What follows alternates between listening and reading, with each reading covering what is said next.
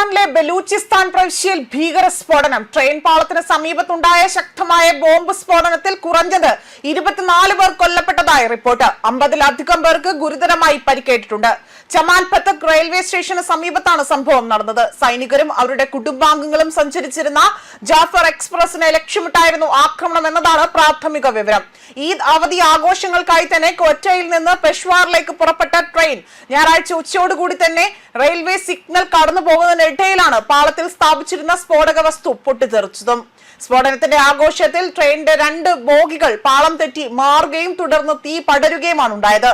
സ്ഫോടന ശബ്ദം കേട്ട് പ്രദേശവാസികളും രക്ഷാപ്രവർത്തകരും സ്ഥലത്തെത്തിയെങ്കിൽ പോലും തീയും പുകയും രക്ഷാപ്രവർത്തനത്തെ കൂടുതലായി തന്നെ ബാധിക്കുകയാണ് ചെയ്തിരിക്കുന്നത്. നിരവധി പേർ ബോഗികളിൽ കുടുങ്ങിയ നിലയിലായിരുന്നു എന്നതാണ് പ്രാഥമിക വിവരം.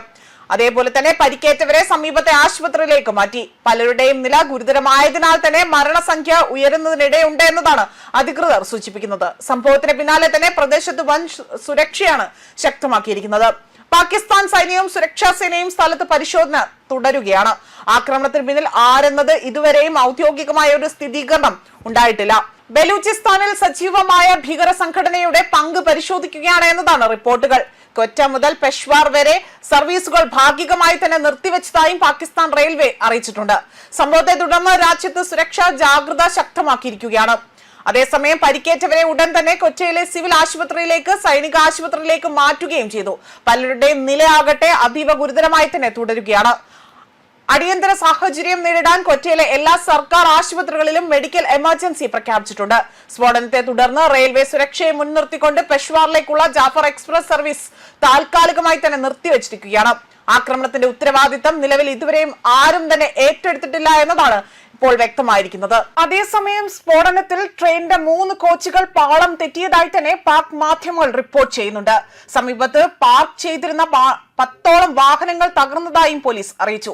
സ്ഫോടനത്തിന്റെ ആഘാതത്തിൽ സമീപ കെട്ടിടങ്ങൾക്കും ജനലുകൾക്കും ഗ്യാസ് പ്ലാന്റിനടക്കം വലിയ രീതിയിൽ അവിടെ നാശനഷ്ടങ്ങൾ സംഭവിച്ചതായും ഇവിടെ ഒരു ഗ്യാസ് പ്ലാന്റ് ആകട്ടെ പൊട്ടിത്തെറിച്ചതായും പാക് മാധ്യമങ്ങൾ റിപ്പോർട്ട് ചെയ്യുകയാണ്. സംഭവത്തെ തുടർന്ന് സുരക്ഷാ സേന മേഖലയിൽ നിയന്ത്രണം ഏറ്റെടുത്തുകൊണ്ട് രക്ഷാപ്രവർത്തനം ഇപ്പോൾ ഊർജിതമാക്കിയിരിക്കുകയാണ്. അടിയന്തര സാഹചര്യത്തിൽ വലിയ രീതിയിൽ റെസ്ക്യൂ ടീമുകളടക്കം വലിയ രീതിയിൽ അവിടെ എത്തുകയും രക്ഷാപ്രവർത്തനം നടത്തുകയുമാണ് ചെയ്തിരിക്കുന്നത്. എന്നാൽ ഇതിന്റെ ദൃശ്യങ്ങളടക്കം ഇപ്പോൾ പുറത്തു വന്നിട്ടുണ്ട്. റെയിൽവേ സ്റ്റേഷനുകളുടെയും ട്രെയിൻ കടന്നു പോകുന്നതിനിടെ തന്നെ സ്ഫോടക വസ്തു ഘടിപ്പിച്ച ഉപകരണം ബോഗിയിൽ ഇടിച്ചതായും ഇതേ തുടർന്നുകൊണ്ട് ശക്തമായ സ്ഫോടനം ഉണ്ടായതായി തന്നെയാണ് ഇവിടെ വ്യക്തമാക്കിയിരിക്കുന്നത്. സ്ഫോടനത്തെ അല്ലെങ്കിൽ ആ സ്ഫോടന സ്ഥലത്ത് നിന്ന് പുക ഉയരുന്ന ദൃശ്യങ്ങളടക്കം പാളം തെറ്റിയ ട്രെയിനിന്റെ ചിത്രങ്ങളും പുറത്തു വന്നിട്ടുണ്ട്. സംഭവത്തെ തുടർന്ന് ക്വറ്റയിലുള്ള സർക്കാർ ആശുപത്രികളിൽ അടിയന്തരാവസ്ഥ പ്രഖ്യാപിച്ചിരിക്കുകയാണ്. ആശുപത്രികളിൽ കൂടുതൽ ഡോക്ടർമാരെയും ആരോഗ്യ പ്രവർത്തകരെയും നിയോഗിക്കുവാനും നിർദ്ദേശം നൽകിയിട്ടുണ്ട്. സംഭവ സ്ഥലത്ത് പോലീസിനും ഭീകരവിരുദ്ധ വകുപ്പും ബോംബ് സ്ക്വാഡും പരിശോധന ആരംഭിച്ചു വരികയാണ്. സ്ഫോടനത്തെ ശക്തമായി തന്നെ അപലപിച്ചുകൊണ്ടാണ് ഇപ്പോൾ ബലൂചിസ്ഥാൻ മുഖ്യമന്ത്രി രംഗത്ത് വന്നിരിക്കുന്നതും. ന്യൂസ് ഡെസ്ക് കർമ്മ ന്യൂസ്.